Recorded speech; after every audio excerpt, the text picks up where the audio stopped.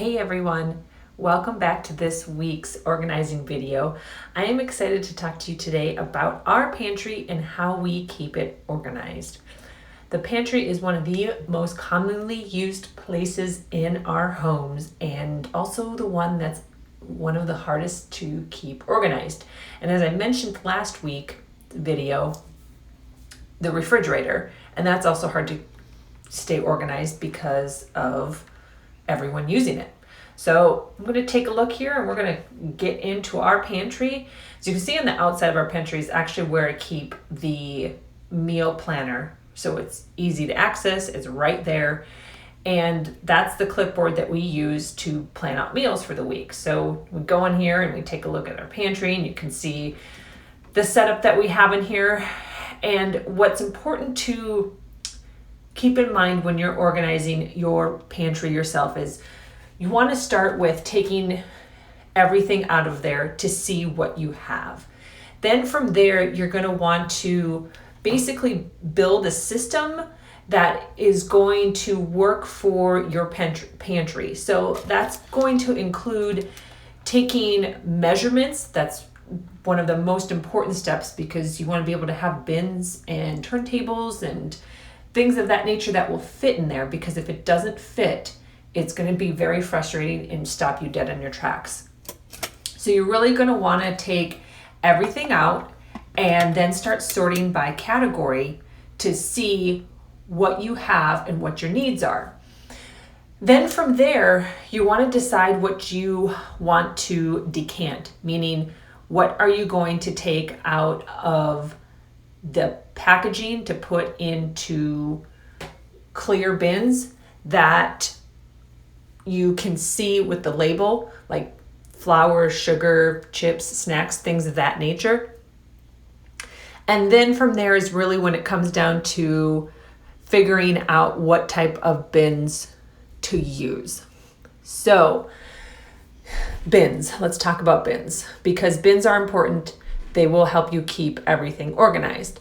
So we're going to talk a little bit more here detailed on how I organized our pantry and what we did. So we have a small pantry. It's what many would consider a reach-in pantry. So you cannot walk into it. You just open the door and everything is right in front of you. So basically how I went about organizing this was taking a look at what we use frequently and kind of working from the middle and moving on up. So you can see where those wicker bins are with the label clips. We've got the wraps, bread, dried fruit, and breakfast all right there. Those are things that we use on a daily basis. And then from above that is those clear bins where we like to keep all the individually wrapped snacks. And why I like seeing those there is that boxes are bulky. They take up a lot of space. And having them in the clear bins allows you to see how much is left and when you might need to buy something else again. And that's what makes it effortless. I'm all about having a pantry that functions and it's easy to maintain, because that's the other thing to keep in mind when you're coming down to getting it organized is the maintenance piece of it. Because it's great and all to get your pantry set up, but if it's not going to be easy to maintain, like if you know you are not going to wanting to decant items into, dump them out and pour them into another bin, don't do it. If you know that's not your style, don't do it. Myself personally, I like it. With the protein powder and the coffee, it works perfect for us because I know it gives me a better visual of how much is left and I have a better idea to anticipate when I need to buy it next. Because there are many times that I've done this before where I've just left it in the packaging and I've made the grocery list. When you open up the pantry, made the list and couldn't see how much is left, but kind of made that assumption like, oh, it's fine. And only to come out when you're like, oh my gosh, there's only one scoop left. That's it. And I just came from the store. You know, those are those frustrating moments. But if that works for you, then do it. So it wasn't working for us. That's why I wanted to decant those items.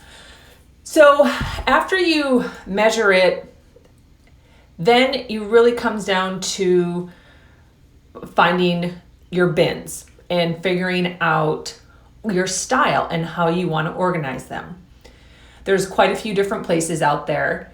What is important to keep in mind is symmetry and consistency.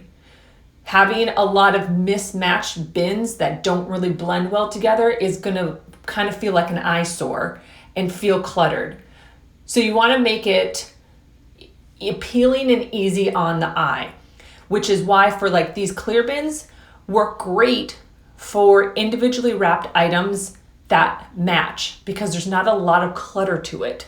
There's not too much going on, and it makes our brains happy. Whereas these other bins, such as like the bread and some of the breakfast items, they mismatch. But these bins can help conceal that a little bit so you don't always see it, but you also know it's there because it's labeled.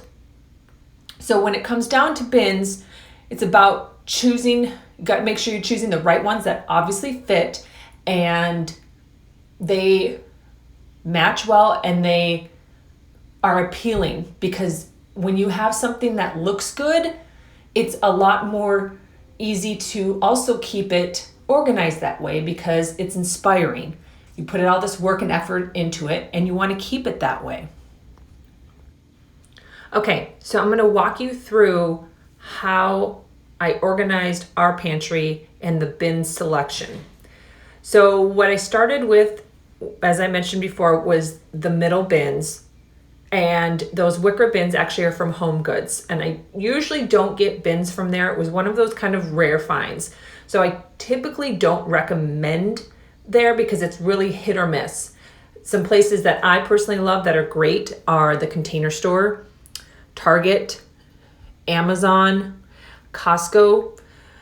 Costco's seasonal, so you really have to take a look at it usually come January if they're there. And then from there, we kind of worked our way up. So you can see where the snacks are up there, the ones that we match that I've already talked about.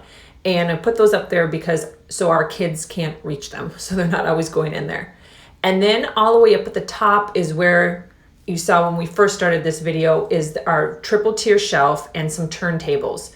So there's a lot of space that's up there that's kind of empty and wasted, and trying to figure out how to make the most of it, because you don't want to make it too heavy, but you also want to be able to see what was up there, because I even had bins up there before that were labeled, but you still couldn't see it. And it was a problem because even though it said chips, I still didn't know what specific chips were in there.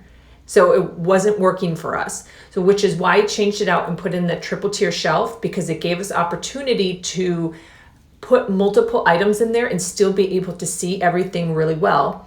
And then next to it, it was where we added those turntables for those hard to reach items. So we put the cans up there and the condiments on the other side for things that weren't being used as much, or we needed some backstock storage. Then from there, you can see the decanting that we have done with, it's the protein powder, the coffee, we do the quinoa, snacks, and some lentils. Then in the other bin there is our snack bin, another snack bin for, we are Costco shoppers, so goldfish, we buy the individually wrapped goldfish, any types of chips that we might have or bags of chips, we just put them in there. It's just easy for us to maintain. And then down at the bottom is what we have, our fruit and potatoes and vegetables items down there in those black bins. So it was really about taking the top two shelves that have the clear bins, add a little bit of farmhouse style decor with the second row, and then you had the clear bins again with the snack bin shelf right there, and then down below was the black bins. So it was really about just getting a good even flow, and then from there putting the labels on it. And then right over here is where we keep some of our backstock items for any type of overflow. So that is something to keep in mind if you are a warehouse shopper, because you typically get a lot more than you would at a grocery store. So when you are getting your pantry organized, keep in mind of the seasons of when you shop, where you shop, take it all out, measure, find bins that you like, and last but not least, label. It will keep everything going back in the right place. Thanks for tuning in on this week's episode. Be sure to subscribe and follow us on social at Organized Marie.